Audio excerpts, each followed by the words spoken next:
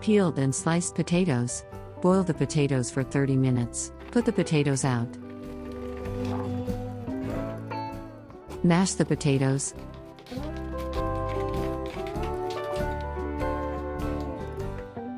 Add cornstarch.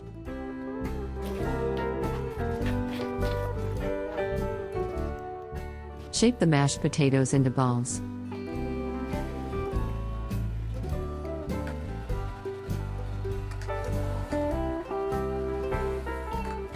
Heat water in a pan. Add salt. Put the potato balls in the pan. Cook the potato balls for 10 minutes. Put the potato balls out on a plate. Heat oil in a pan. Add onions. Add salt. Add water. Add crème fraîche.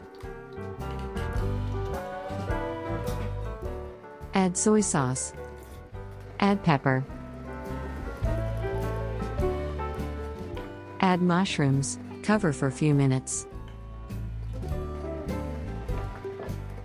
Put the potato balls out on a plate. Add the sauce. Ready to serve. Have a nice meal.